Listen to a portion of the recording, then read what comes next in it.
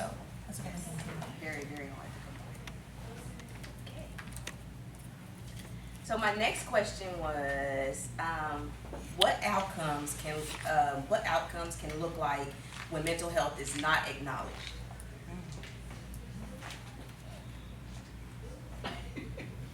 Well, when it's not acknowledged, there's a lot of anger for no reason, and we don't know why.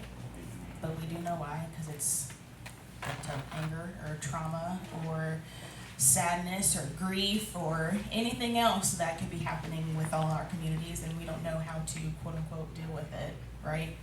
Or we're told to get up and go to work after we have 3 days off of a funeral, right? That's hard to process. I know you didn't grieve, but you're supposed to just carry on like everything is fine. That's not fair. So, talking about grief is huge. Burnout and work, right? Let's talk about corporate America. It's great. Having to get up and go to work every day and be strained all of the time. Answering those work emails at 7:30 at night. Why? So, boundaries.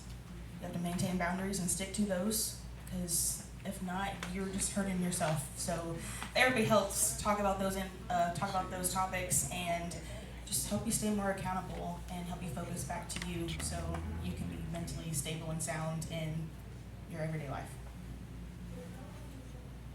That was good. And she actually just said a word that I love my counselor for, and that's accountability. Good enough.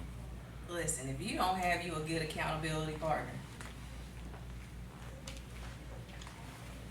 we gotta change that. Everybody needs somebody that's gonna help hold them accountable. Especially when you're trying to learn, when you're trying to grow. You need that person that's gonna tell you, like, today's not the day, you gotta get up. No, you can't go out tonight because you got a important meeting tomorrow. You can't vacation this year because you wanna buy a house next year.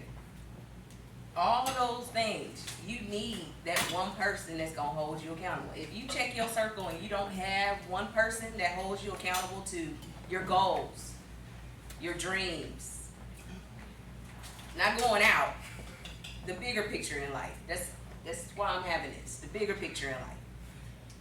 You need to look at your circle. You really, really do. Especially, my target age for this was 20 to 35. Because it's needed.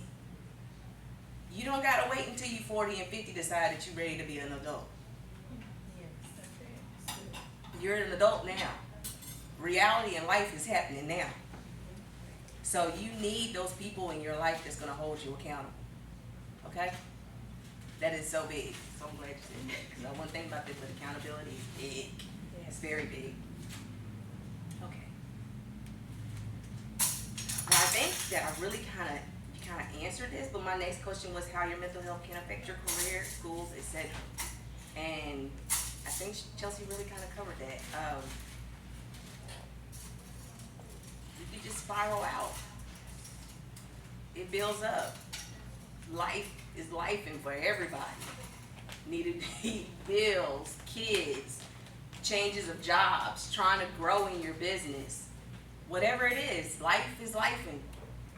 And you need somebody who you can relieve all that to, but also in the same sense, somebody who's going to still hold you accountable to your dreams and your goals. So, I think I kind of answered that. Yeah. It's okay. You got anything you want to add to that? I would say too, So brain spotting, I talked about earlier, I was trained in that. Thinking of sports, right? Or a lot of kids are doing music, or if they break an arm or something like that. And sometimes we're hesitant to go back on the field or try to play that instrument, or maybe we're about taking a big test because we failed the ACT the first time we take it, right? Brain spotting helps with those things like that. So if I played softball growing up, if I injured my knee and I'm like, I feel like I can't hit the same, or I'm not going to be able to stretch out on first base, brain spotting, mental health would help with just even those small specific moments too. So thinking of kids, we were talking about with school and stuff, having ACTs and you fail it or you've taken it 3 times and just mentally like, I cannot do this, there's a mental block. Having therapy around that helps a lot too, so. That was good. I was getting ready to ask, break down brainstorming, Brain spotting. brains, body. Yes, that was good. Yeah. I've never heard of that, but I can see that. Brains, body, y'all.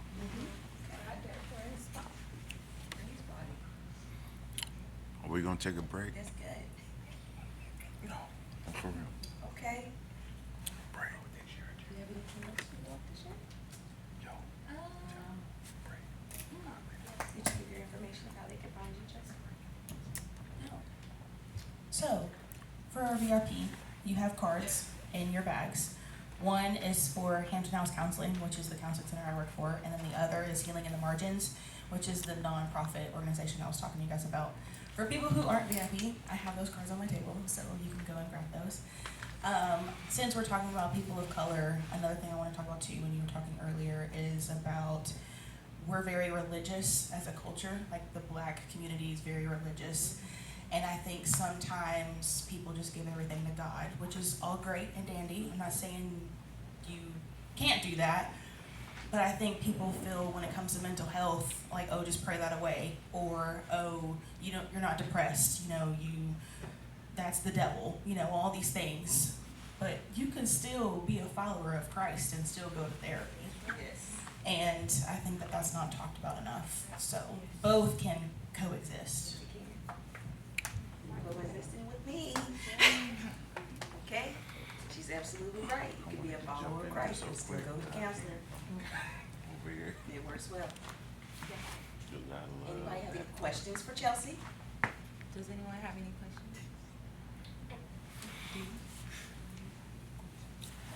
No questions? No questions, Chelsea? Well, Chelsea, we thank you so much for your information. And if y'all do have any questions afterwards, y'all can definitely come over to the table. Uh-oh. That's fun. You got a hand. What's your average time that you spend with somebody at a session? Ooh, oh, 45 minutes at least, I think. It's 50-minute sessions. Yeah.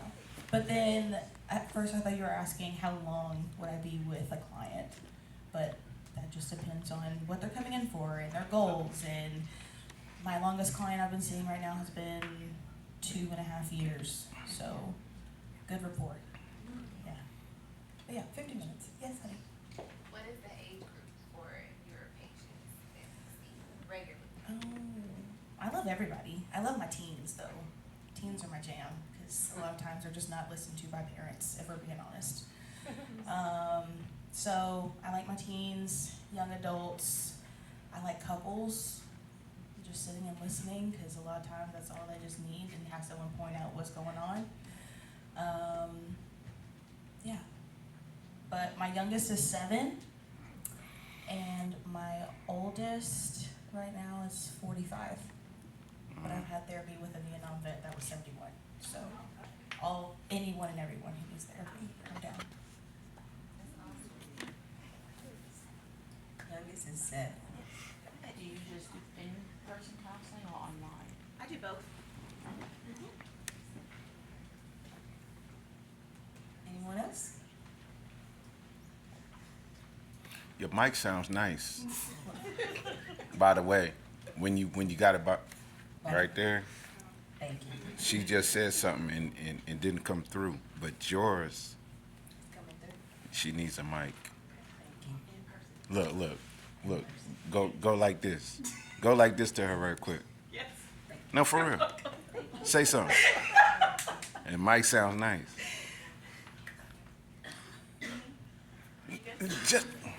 Just do it. Just do it. Say something. Yes, my name is Chelsea There you Fair. go. Again, if you need anything, I do in-person and telehealth to answer your question. Cards are on the table. Thank you guys for coming out. If you have any questions, I'll be over here. No doubt.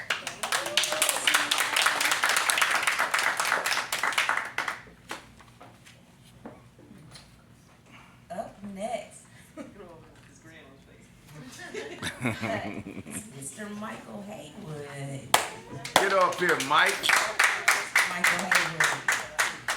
Oh, snap, I got some money.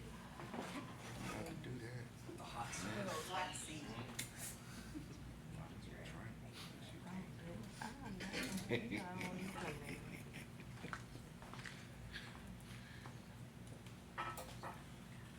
Hold on, where's the Wi-Fi at?